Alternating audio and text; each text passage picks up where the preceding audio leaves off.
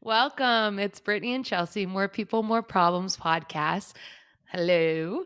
Hello. Definitely not your typical HR podcast. We're way more fun. So that's important to remember here. Yeah, agreed. Not typical in the least. Nope. Quick reminder, I know we're saying this every time to everyone, and you're probably like, "I'm sick of it," but we gotta do it.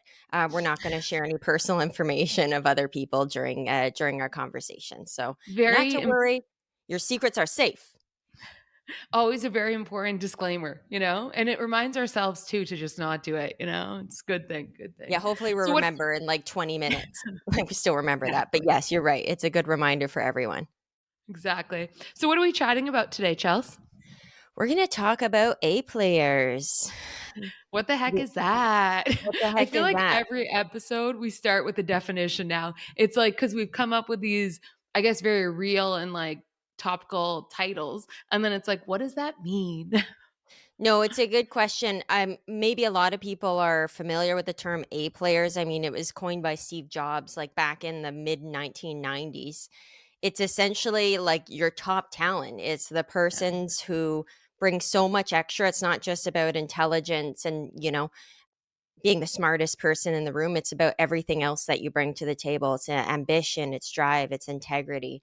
It's all Yep. those types of things. So, I think, like, there likes to be that categorization of, like, you got A players, you got B players, and you got C players.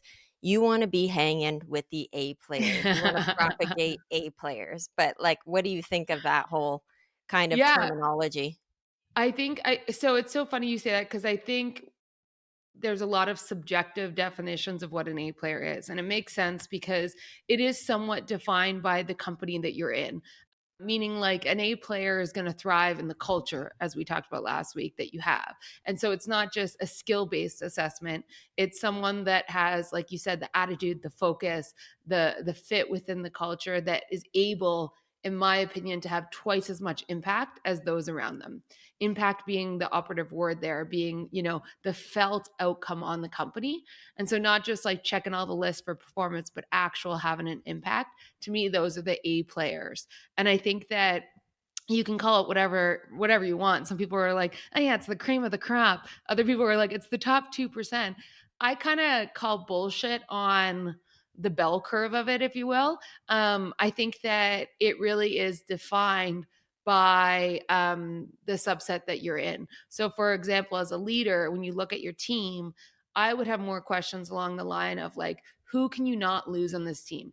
Who is Mhm. going to be so painful that you have to hire a group of people to replace them? Who has the highest impact on the team and why? And I think when you start to have those discussions, another great question is like, who's recently failed and learned so much of it that they're like twice as impactful now? But I think you start to really understand what that cream of the crop starts to look like. And it's So interesting. Oh, go ahead. Oh, I was gonna say, like, I completely agree with all that, and it really links nicely to our last discussion on the culture of anti-fragility. So your Totally. A players, it's not about A players doing everything right all the time, have constant success. Actually, the opposite. They Yeah. should have failures. The thing is that they need to learn from those failures. They need to pick themselves back up. And how do they rebound from those Yeah. failures? They shouldn't be making the same mistakes or failures repeatedly. And I No. think that's a really, really big point. And I'm thinking about so many situations that have been happening kind of in my work life lately where I've seen people actually come back from something and really absorb it and really take something away and go and innovate afterwards and find other routes to get to their solution or their Yeah. success. Whereas then I've actually seen individuals who consistently are doing the same thing over and over again. And I think what's really interesting with, if you're talking, oh, you just mentioned your A players, they're the ones you absolutely can't lose. Like it's going to take you X amount of people to do what they do and have the impact that they have. Think about the opposite. What are Yeah. the C players doing then, and what's the impact on the company when those people leave? Probably Yeah. not that much, Yeah. right? So like we all have players or individuals I'd on say our team B where still, but C. Like, if we really do categories, I do think there's 3, but I totally agree. It's that recognition of, you know how impactful and valuable is it per person, and it's not equal across the board, like, it No. just definitely isn't. Well, Yeah, you make go ahead. oh, no, I was just gonna say, you all have those individuals on your teams or managers or whatever the case may be that say, "Hey, if we lose this person, not that big of a loss to us." I mean, they were doing stuff, but they were Yeah. doing maybe 20 to 25% of Well, what your A player could do. it's more so the loss of a human in a role than it is that human in that role. And so, like, I think that's the That's a good point. specifics, but I have a pretty strong belief. I wonder if you agree with this, and I happily have you disagree, but I don't believe you can have a team at scale full of A players. Like, I don't think it's possible. I think that your best case scenario is aspire for A players, but your team is going to be mixed up of A and B players. I think you can eliminate kind of that C low performers because I think that is like the body in the seat. But I 100%. think like a belief because I know that A players want to work with A players, but I also know that A players hire A players and B players. And Right. it's because in my opinion, life happens. Life is messy, and not every A player is going to consistently be an A player. I think there is kind of moments and ebbs and flows.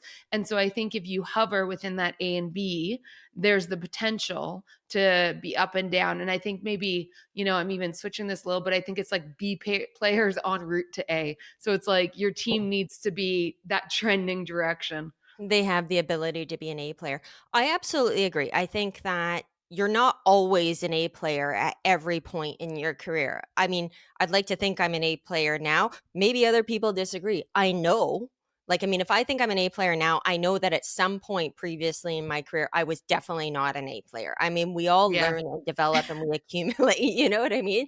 I don't think Real anyone can talk. say that they've always consistently been an A player. Yeah. It is about learning, and sometimes, like, depending on the role and depending on your own kind of mental health even and what's going on in your life, you might not have the ability at that point in your life to be that A player or that Yeah. individual, the expectations that you expect of yourself or that others expect of you. But I completely agree that it's not all about having all A players on your team. You definitely wanna hire with potential in mind. You definitely want Yeah. to hire with understanding that those people who might not be A players right now have the ability to at some point become those individuals. They have the ability to Yeah. learn and evolve. I don't think necessarily that a team full of A players works well with, your C's, for example. They will Yeah. naturally weed Well, they'll themselves pick out. them apart, let's be honest, like, I've had many over my years at Shopify, both on the talent side when working with other leaders in the company, when doing, like, a 10,000 person talent review, or even myself as a leader within my, couple hundred team, you see interesting things around A players. So, like you, I think I have been an A player at many times in my career, but I've had dips. And I think to that point, I've always failed forward. I've, really learned and embraced those learnings when you do fail and fuck up and then move it forward and go there. But sorry, going back, I think one of the really interesting things is when you have a team of A players, there's a bunch of them within your team, they are the first ones to avoid certain people. They're the first ones to almost like disrespect certain leaders. Mm, And it's this interesting network effect that you can start to visualize that highlights okay, like who in the company isn't up to par.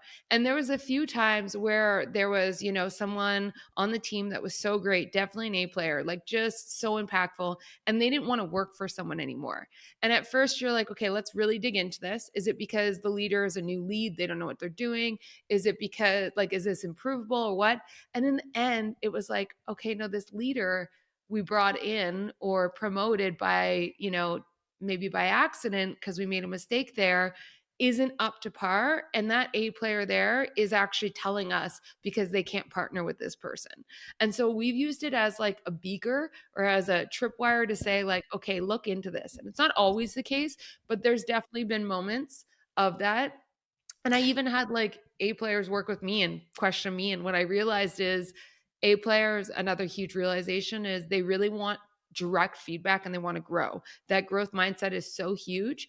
And so when I let certain A players just run on their own, they were like, "What are you giving me? Like, how valuable are you?" And then I all of a sudden started giving them real feedback, started telling them what they had to work on, not kind of cushioning them because they were so great. I was like, "You can be even better." The whole dynamic changed. And there was a newfound level of respect, of like appreciation, of partnership.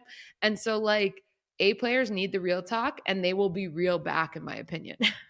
It's a That's big, super interesting. I actually hadn't really thought about it in a sense of looking at leaders even. But yeah, that's so telling, and that's maybe a scenario I've been in the last couple of years as well, where you've yeah, seen a lot of people question a leader, and I think a lot of people are quick to say, "Oh, insubordination." yeah, yeah. No, What does like, that even maybe mean? that's definitely not yeah, I know. I've been hearing that term a lot lately, and I like, What does it mean though? Does it just mean like you're an asshole to your boss? I think, like, directly disobeying, Okay. disrespecting your leadership or your directives or things of that nature, and I think it's really easy for us to mask things ongoing that are insubordination, so to speak. But what Yeah, if it's not? It's just like what you said. A players might not want to work with C players, and I automatically assume other employees, right? I yeah, automatically assume other employees. You know, you can get so many different types of dynamics, like project teams. Like, that person's not going to contribute as much as you. You're going to be the one going the extra mile, working the late yeah. hours to pick up all the slack. X, Y, and Z, right? I never would have thought about it in my mind, like before we had this conversation of what if an A player is also sussing that out with their leader as well? That their leader is 100%. not an A player. And what happens when multiple A players are doing that? There's something Yeah, underlying we need to be thinking about, that it's not insubordination. It's not just people are difficult to work with.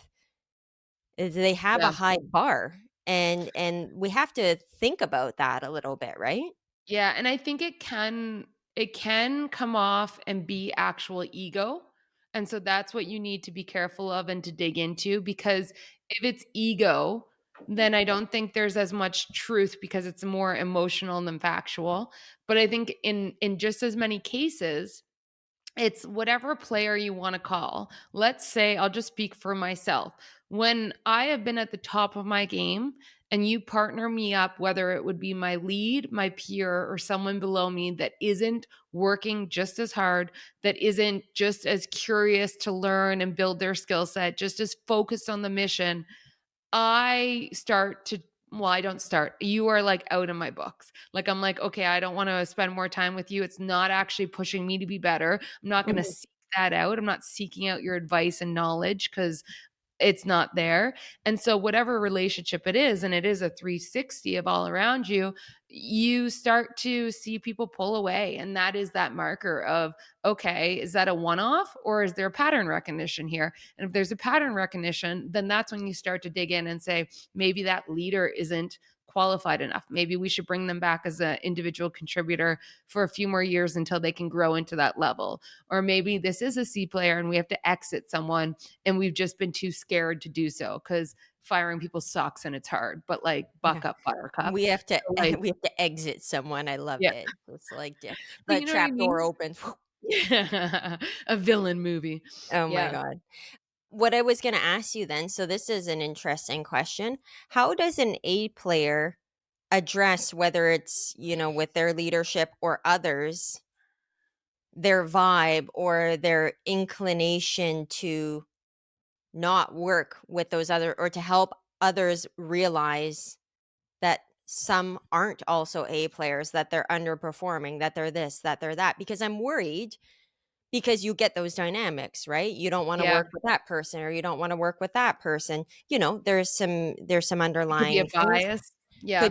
Could be a bias, but Yeah. does that result in that person's, you know, exit from the agency, obviously at their own behest? Because like you said, they may be going to go work for themselves. So how do we prevent losing these people then, and Well, I helping think to for address the C players, or those that are, clearly not going to thrive well in this kind of environment that we're trying to cultivate? Well, this is why I think no decisions on both hiring or firing should be done by one solo person.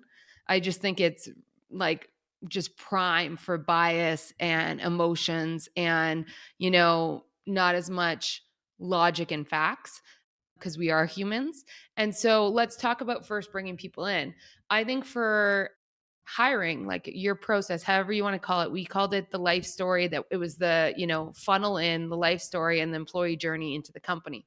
Well, we made sure that within that process, we always brought in the A players to interview or be a part of it in some way because A players, once again, want to work with other A players or B players. And so that gave us a really good reading, and we would try and bring in a few, to be honest. We had a very thorough process, but we really trusted that, once again, pattern recognition of how did that come across for multiple, and that would help us decide who is coming in the company. But you have false positives, there's things Mhm, that happen. People are really good at, you know, bait and switch of saying, look how amazing I am, and then not living up to it. And so getting people out and making sure you're getting the right people out, to your point, instead of the A players who are like, screw this, I'm leaving this company because I'm not challenged. I'm not working with the right people. I think in regards to that, it's like if you're an A player and there's people around you that you don't feel like are up to par, give feedback both to that individual, not saying you suck, but actually saying like, hey, I've noticed you haven't been focused on this, or I've noticed like you failed and you keep doing that same mistake. Like I would always share directly with the person, but then share with others. I think that's mhm. why 360s are so important, because once again, a decision shouldn't be made by one solo person.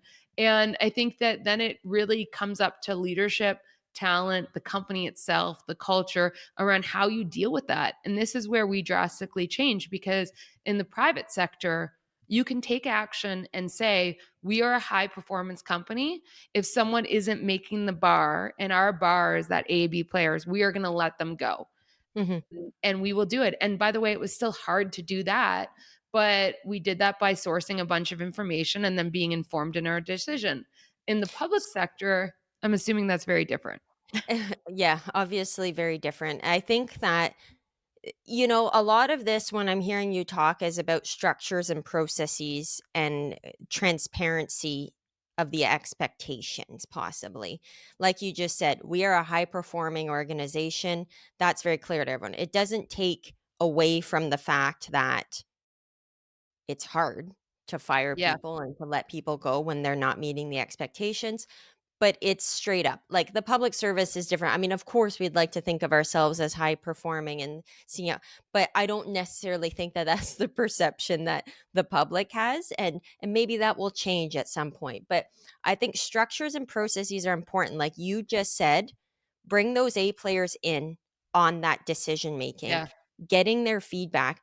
There's always going to be false positive. There's always going to be those ones who come in, are stellar in an interview, they screen into a process or whatnot, but then they end up to be those duds. I mean, it happens. It does Yeah. happen. We've It's all made natural. decisions where, that person hasn't worked out. And I think that those A Yeah. players, when they're involved in the process and they understand the processes, the structures, they understand like the performance reviews are being taken appropriately, actions being taken, that's not difficult to digest then at that point. Like, we are Yeah. going to get those, C players and whatnot, and they will be able to provide guidance, feedback, hopefully to the individual as well, to help support them. I mean, a lot of the times we think about, well, what could you have done to help that person be better? Like, what could you have done to support them in that time before you had to make the ultimate decision of, like, that's it. Yeah. You know what I mean? Well, and like the reality is A players don't need as much support, and that's why it's easier to have a bunch of them, whereas C players need like 5 times the amount, and that's why exhausting and it's a suck. So exhausting. But you made me think of 2 things. One thing I've observed for you and other friends in the government is that across the board, I wouldn't say it's like every single team is a high performing culture, but what happens is organically you guys cluster in high performing teams. And so there still is that A players want to work with A players because 100%. I've seen you and others then go to a team and it's a bunch of A players in this little pocket in this little thing. And I'm like, oh, so like it has it. It's just not as widespread because I think it's so big, it can't have that culture over sweeping everything. And for Shopify, when we were there, like you're right, it's structure, it's process, but like I'd be lying if I said we had that from day one. Mm, From day one, we just had principles such as high performing or high impact, rather, because it's about the outcome. Like you got to do all the things right to get there. So there's a performance culture, but it really is output oriented and it's high impact culture. And that was bled into everything. The easy thing the easier thing to do is actually set expectations. The hardest thing to do is to hold those expectations. And that's to your point, like firing people that don't make the cut. Saying I'm okay with a false negative because that's worse to me than a false positive in hiring. Like that's a big statement when you're craving to hire people into the organization. Most companies I know that are in hypergrowth mode, they're like, we just need bodies in chairs to do work. We mm. had no, that wasn't going to happen. Like, I'd rather make a mistake and let someone really good potentially go than bring in someone that has the potential to be toxic and lower that bar because we are high impact culture. And so we strive for that A, B players en route. And actually, this, sorry, makes me think of a really important concept. And we can talk about this now or come back to it. But the difference between strong link teams and weak link teams, because I believe companies are weak link teams. And because of that, you have to do certain things to get the performance out. And so let me know if you want to dig in or we can circle back. No, we can definitely circle back on that. I was just going to say, in terms of the recruiting aspect, again, because I'm thinking about some situations like that are happening recently. I do actually think that B players and even C players can attract A players, right? You do, eh? I do think How? they can hire in A players. The problem is that it's like a reverse interview, right? You think that that person's amazing, you've only had a short period of time, everything they're selling tastes great, you know what I mean? But then they get onto the team, and what happens is, after a little while, ooh, The truth I'm comes not out. getting, and it's like what you said, like when you identify potentially your leader as not being an A player, as being below the bar. You're high functioning, but then you're not getting what you need from that individual to continue to thrive and grow in your environment. I see it all the time. People who don't have the organization, they don't have the structure, they don't have the guidance from their leadership in order to push themselves. And so at the end of the day, they're working harder and harder to make up for those shortcomings. I do think that B or C players can absolutely hire A players, but it's like you can actually hire a C player. They dupe you, you know what I mean? Or a Yeah. B Yeah. player, for example. You only have this very short period of time to figure out somebody, right? And Yeah. I'd like to think that I'm a good sense of a good judge of character and whatnot, a good judge of competency. But I've been duped before. Like, I'll tell you that for sure. And I've gone down a few paths where I'm like, holy smokes, what a mistake this was. Yeah. So, anyways, I was just thinking to myself, I think you can absolutely have the obvious, but what will happen is your A players, the retention is going to be Yeah. low. People are going to leave, and they're going to leave in troves. One leaves, the other one's going to leave, and others Yeah. are going to leave. And then you're always in this cycle of constantly having to recruit, and you're blaming it on the leader, might be blaming it on the role or the workload or things of that nature. And I talk Yeah. to I people, totally agree. you know what I mean? Like, I talk to people, I Yeah. say, well, that might not necessarily be the case. Yes, we have a good workload, but it doesn't mean that they're intimidated by the workload. They're not Yeah. challenged in their workload. They're doing tasks that likely are for other individuals below them, or couldn't, maybe never needed to be done if they'd have been appropriately organized and set to do their tasks, and be Yeah. involved in strategy and visioning of what that team needs to be. I think if they're not engaged and they're not challenged in that way, yep, off they go. So then, like, you just are constantly gonna have a team, that might be a mix, but they're never going to, remain, Be a like, high even if you get those impact as they could A be. players.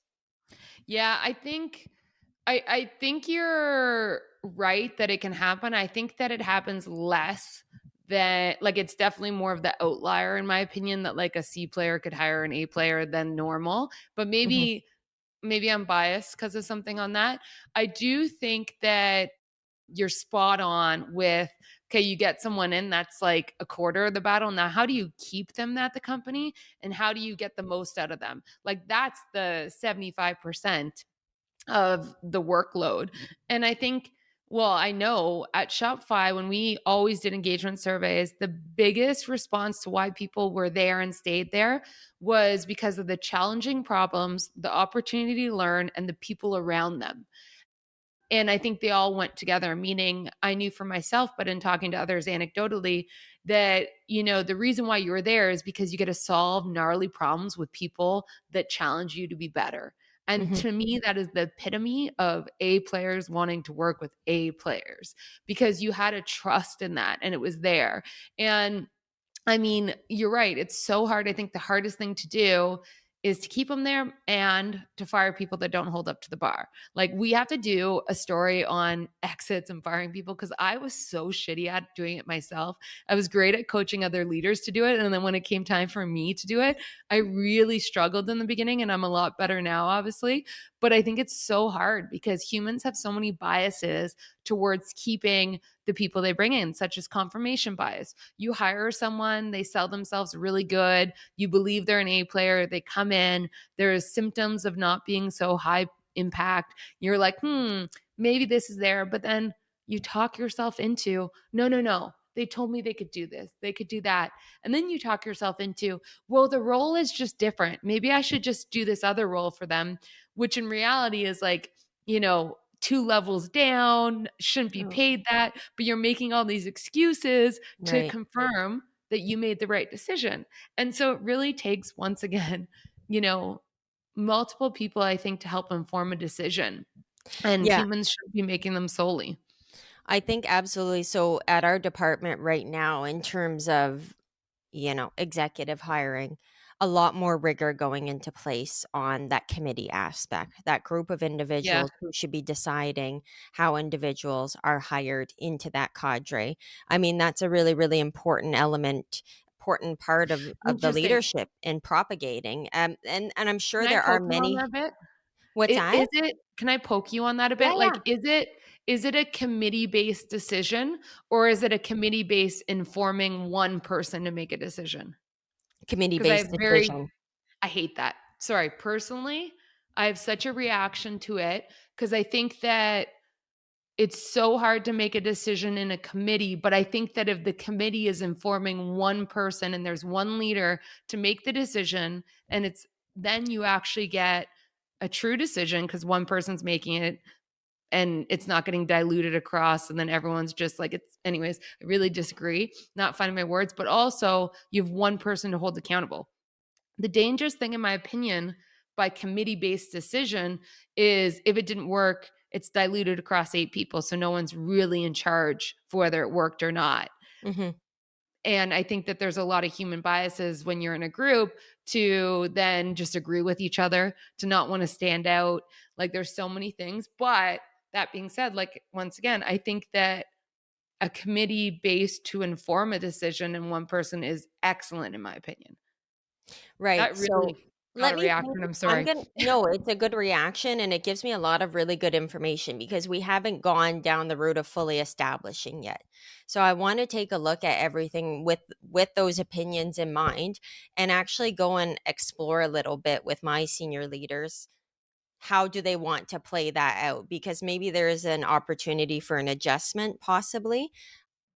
I haven't seen it in its full fledged, Yeah, yeah, yeah. And I don't birthday mean to suit pick yet. on that one example. I just had a reaction, to be honest. But also, I do think that I think it's important to have, yeah, many views, but have one solo person making the decision. I think that as soon as you dilute that across many, it gets dangerous. And I've So seen that multiple times. But So we're the getting off problem track. is no, but I was just going to ask you then. So say it's a committee based decision, or say it's obviously okay. Let me just clarify something really quickly in the Yeah. public service. the head of the department, the deputy head, the deputy Yeah. minister, they're in charge for any executive appointments. So at the end of the day, it's their delegation. They're Yeah. technically making the decision. So what's typically being put forward is requests to appoint, and the deputy either says yes or no, or Yeah, questions, yeah, or yeah. whatever the case may be. So now this committee is going to be put forward with a group of individuals from all across the agency, different tenures, different backgrounds, things of that nature, to discuss requests for appointments into the executive cadre. I'll have to see, and I'm curious, does the deputy minister participate in that and the decision all gets made together? Or does the committee come out with a recommendation, share it up to the deputy minister, and then she goes yes or no? Yeah, I think it depends. So, like, this is getting into the nitty-gritty, but in my opinion, if the deputy minister isn't involved in the discussion or the process, let's say, of like getting people in, doesn't have the right context and insight, and is just, approving a final answer without tons of context or really being in, I don't think that solves the problem because it still is dispersed among a bunch of people. Whereas if they're involved in it and they're essentially the final decision based on taking in all that context, then I think that's great because I think that they have all the context to make a decision. That, in my opinion, doesn't scale though. And so, like, if you're doing that in thousands or even hundreds, you can't be involved in that many decisions, or maybe you can. I don't know the details. But I think that in regards to, the one offs, like, I would just say I think there always needs to be someone that is going to have to make the decision and live with the consequences of the decision. And Of I think course. that, you know, they need to be a part of the whole process and have all the context. And this is the difference between like data driven and data informed. You're getting so much data there. It shouldn't drive the final answer, then be a stamp of approval. It should drive an informed decision and then that moves through. And so, I mean, it's more nuanced, but yeah.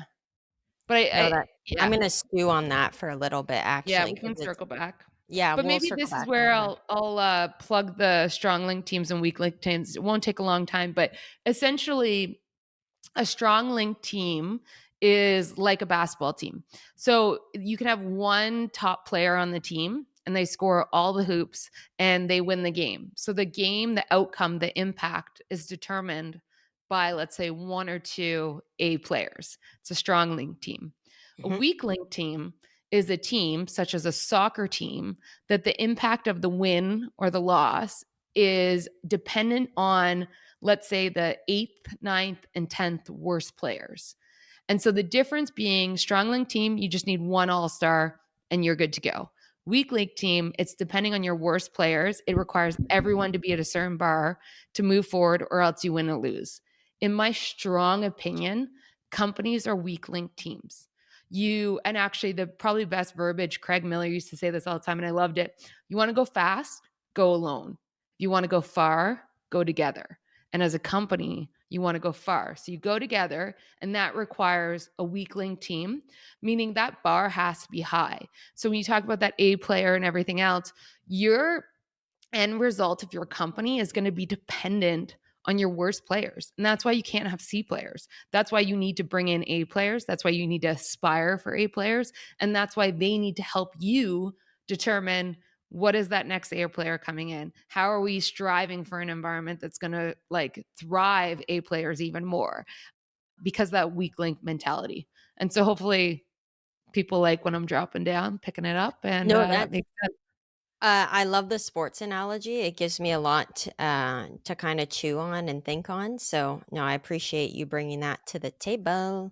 It's funny too because I was like, soccer, football, your husband would love that being from well, England. And but like basketball I recently got into. So now I'm watching it and I'm like, it is a strong link team. Like it really is dependent on a few players, like one or two, and they like dominate the game. So and it's not that no one else is important, but like the end result is kind of determined by that. It was cool. So, here's a question then. Apart from all the things we mentioned in terms of challenging A players and whatnot, I don't think A players are motivated by money. So, what else do you think? motivates an A player to either be on the team or to just like keep giving 100%. And 100% for them is Yeah. probably for others, 20, 30%. Yeah. Like, what drives them? So I think money does matter. I think a lot of times like companies and HR people and all that are like money is not the deciding factor, and I think you're right, it's not the deciding, but Mhm. I think there's a you look at Maslow's hierarchy of needs, you need a certain amount of money to feel like you're valued and get the life quality that you want. So money matters, but it's not the cherry on top. Right. So I think you're right. I think the cherry on top is challenging work that's going to grow the individual. I think a feedback loop among them of, am I growing? Am I being challenged more? Whether that's through peers or through leadership. But I think someone has to, like, they have to have a village of people around them that's going to push them to be better. Mhm. And I think that, like, Like, the quality the of people matter. the quality of people, like, being a very dynamic environment. Do you think Yeah. that, tackling situations on a day-to-day that are different and, like you said, challenging, but, like, it's not your mundane, every day. It's really, like, anything could be thrown at you here, and now I we're gonna think it have to figure depends it on the out. person. I think there's A players in very mundane roles. So I don't think that's necessarily it. I think it's just the right match for the individual with the work, and it has to be challenging for them, and they have to grow and they need to see success. I think A players want to have an impact. They are so focused and driven to move forward, and so there needs to be that, step growth within their career or opportunities. So I think it's as simple as that. It's like challenging problems, opportunity for impact, and people around them that are going to drive them to be better. Okay, so I have another question. Sorry, I'm peppering you with questions. I'm just No. thinking about a few things I read the other day. So apart from like I don't imagine the interviews at Shopify were like standard by any means. But how are you really sussing out who is an A player? Because I was reading a few things about it's not just about getting through an interview. I mean, we can all, do the interviews and everyone's kind of primed to have your base set of questions or base kind of Yeah. expectations for an interview. I was reading from a couple of folks that one of their biggest indicators was, of course, yeah, you've got your interview, but then walking that person kind of through the building, through the company, seeing how they interact Mhm. with individuals, see how they absorb, how they react to different scenarios. Like, what do you think? Like, what can you do to Yep. really figure out that this person is an A player and they're actually going to continue to be an A player in working for the company? So it all started with the life story at Shopify. And that was the first interview anyone went through. And it really was a life story. We had a strong belief that your A playerness, but really like who you are will show up in all aspects of life. And it might have happened in an area outside of your typical career. So we wanted to explore that. And so it was an hour long chat. I wouldn't even call it an interview, but getting to know the person and seeing a pattern recognition in their life of how they showed up, how they dealt with struggles, how they dealt with problems and learned and failed forward, how they looked at work, what they thought was challenging, what they looked for in a career, And so it was a really deep interview chat to get to know them. And that Yeah. was also where we looked for things like, would they thrive in this environment? Were they self-aware? Because we knew that was really important in growth mindset. So there was many different things we dug into there. But then from there, to your point, there was like an additional 3 to 4, maybe even 5 interviews in certain cases, depending on what role you were coming into, where they met with different people and they dug into different aspects of it. So for, let's say, a senior engineer, they would sit down and pair program with one of our air players, and they would, run into problems and say, like, how are you going to solve this? I think if someone's like, oh, this is just an issue, like, we'll have to figure it out later, or like, oh, this is shit, we're done, like, not an A player. But we had people run into problems and then the next day email the person they interviewed with and pair programmed with and said, I couldn't stop thinking about that. I worked on it later that night. Here's the solution. Excited to chat again. I don't think that's just Oh, bullshit. cool. I think that that's the focus on solving a problem, being curious. So there's markers that come out that show focus, dedication. your attitude, you know, what your culture is, whether you're going to thrive in it. I think that comes out. And that's that then, you know, having the conversation and letting the information of all those interviews add up to say, okay, do we think that they're going to be an A player based on their past track record, what we saw? And you're making a guess in a lot of ways, an informed guess, but a guess. So you just try and really fine tune that. That's so cool. I really like the idea of like someone's followed up with us and like this was on their mind all night and they were pushing for Yeah. it and they had to resolve it and they were like tunnel visioned on that problem and making sure that it would get resolved, which is kind of cool in that way. And what I like is what you mentioned as well. It's not all about the things that you've done in your career because how you're going to show up in your career is going to be informed by how you showed up in so many other scenarios, how you were Yeah. brought up, like traumas that you might have Yeah. experienced in your past. It's really interesting because I'm just about to become a certified leader character practitioner. And a lot of what we talk about in terms of interviews and like these types of questions that you would discuss in an interview for based on this topic is very similar to that. What Yeah. are some challenges you faced in your life? It can be anything. How did you overcome that challenge and what did you learn from that challenge? Yeah. What are various situations in your life, that have changed the way you think or that you've been Yeah. able to apply into your work life situation? I think there's so much that can be kind of gained from understanding that individual as a person and Yeah. understanding what they've gone through. Yeah. Not necessarily during the 9 to 5, like what they go through. They might be someone, you might need someone in a role who needs to do like high care for people and you have a very very human centric approach. You need a role that's going to be able to really support individuals, and maybe you find out that that person's been taking care of elderly parents for the last x amount of years and being their sole caregiver and doing this and doing that. Like there's all these things that That really inform. help you to become that person that you would need to be in a work setting. Yeah. Yeah, and I think the interview process, it's all and we're getting more into interview, but it's all about learning how people think and process because I think when you hire someone, this goes back to maybe the A B players, like you can't always be consistent at one level. I think life is too Yeah. messy and you ebb and flow even and hopefully ebb and flow faster or stay higher in the A, but I think that when you bring someone in, it's not about what they can do today. It's about how they're going to learn and improve and what they can do next year, 2 years, 5 years, 10 years.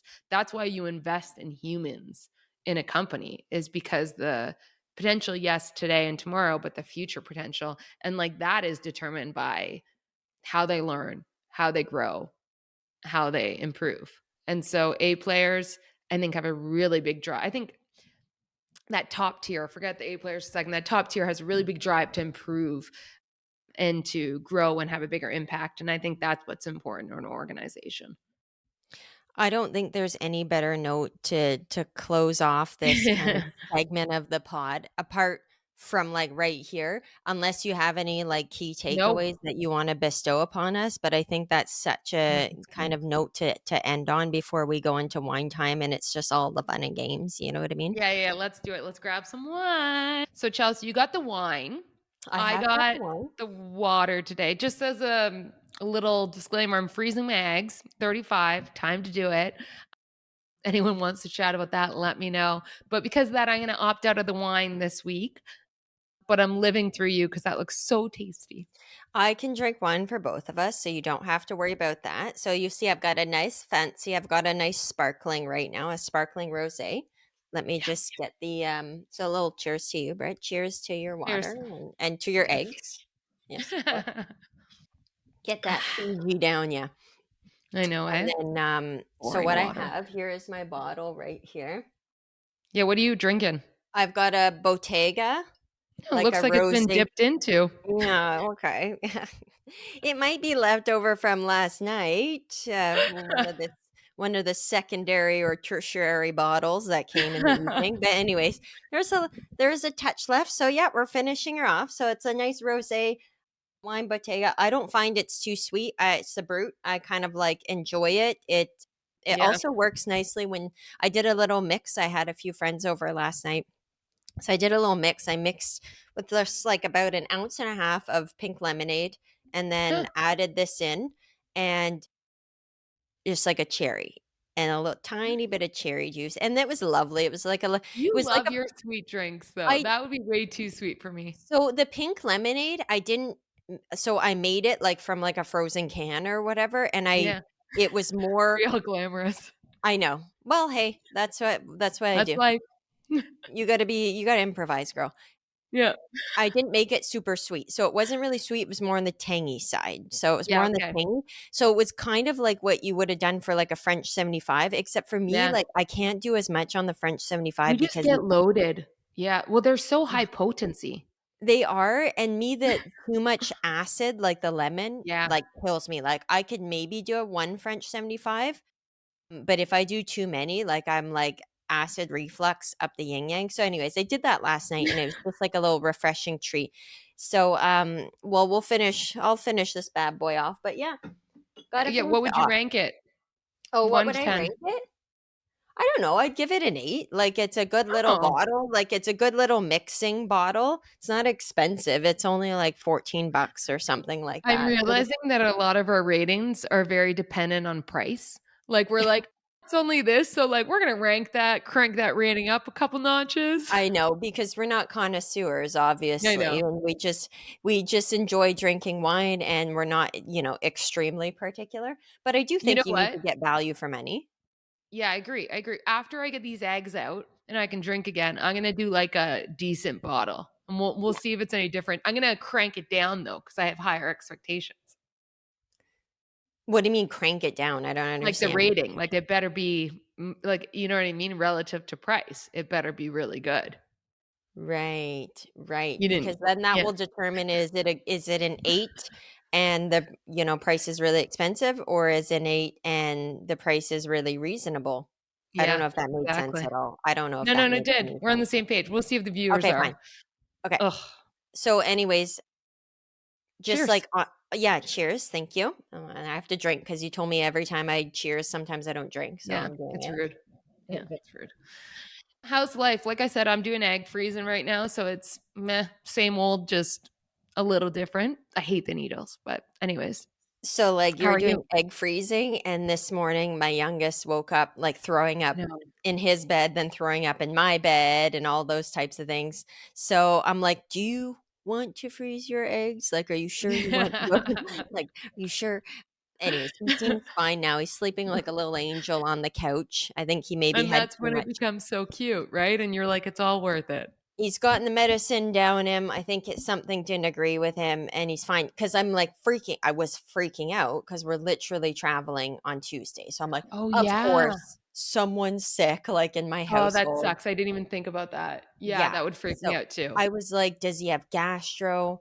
But this has happened before where we've had like a really, really busy evening with friends, and then the kids are up late, and then they're, eating sugary stuff. And, for some Yeah. reason, the kids all managed to eat this massive fruit platter last night. So I'm like, is he full of acid and stuff? Yeah. And Mother yeah, like he was son. sick a couple of times this morning. But now he's fine.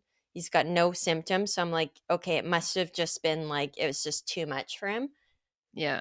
and now he's a little baby angel sleeping on the couch. So, like, I'm Love just it. hoping the rest of the day goes well and we're safe to travel, no issues on Tuesday, but it's looking good. So, I hope you will. Cross your fingers. yeah. You deserve some sun. What about Sun, you, sun, though? sun. It's nice here right now. It's sunny. It's still chilly. Like, we had literally 5 centimeters of snow here in the What? desert, like, this week. I'll send you a picture. It's crazy. But now it's all melted. It's fine. We're golfing today, me and my mom, which will be fun. Nice. And yeah, my mom came out, which is so sweet. She's here to help me with the needles because I can't do it Okay. myself. And it's also just so fun to have like mommy and me time. Scott's in Ottawa working. So it's actually fabulous. Funny story though. So this morning, I wake up and I come in the kitchen and she's drinking her coffee and she's like, so, like, she just got here. She's like, I can't turn on the guest shower. And I thought maybe it was just like the one upstairs. So I went to the other guest room, tried to turn it on, and it won't turn on. So I don't know if I'm doing something wrong, if you can look at it. And I was like, okay. And like, we're in a rental. We just got in the rental a week ago. Our shower works in the master. So I was like, I don't know. So I go and I start playing around with it.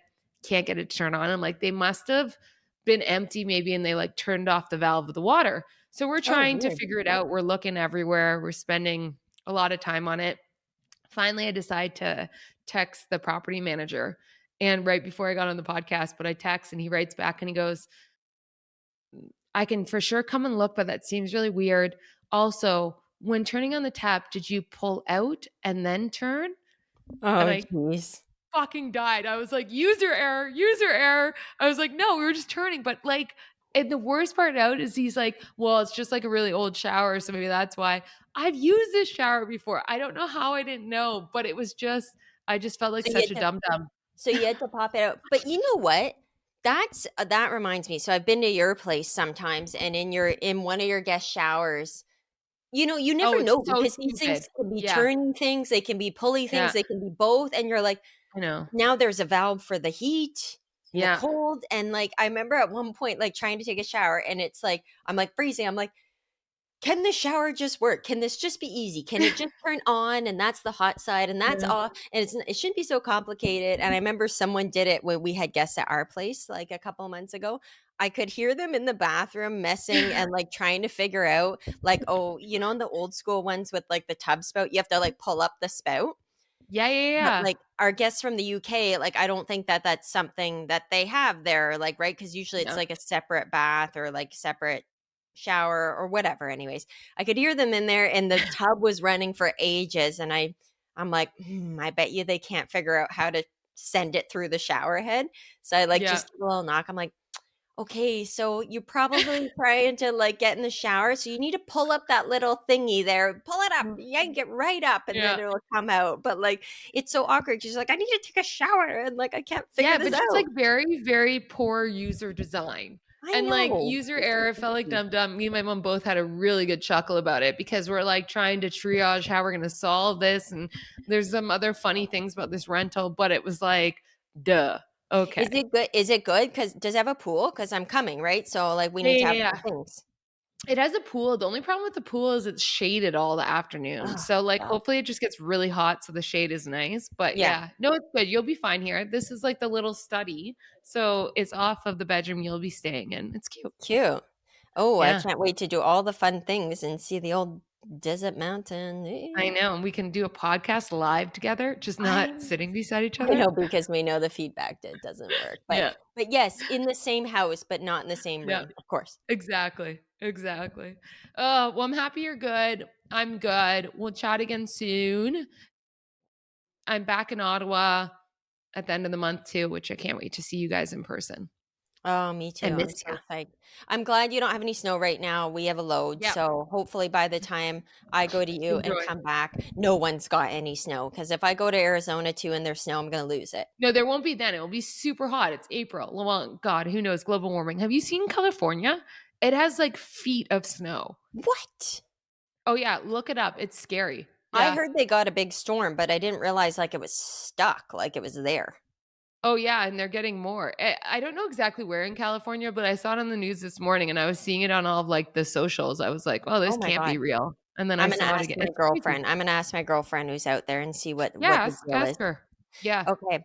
So this has Okay. been Fab Hun, a, like, amazing episode as usual. It's been great chatting with you. I know, Okay, just like talk soon. obviously. Yeah. Okay. Bye. Bye.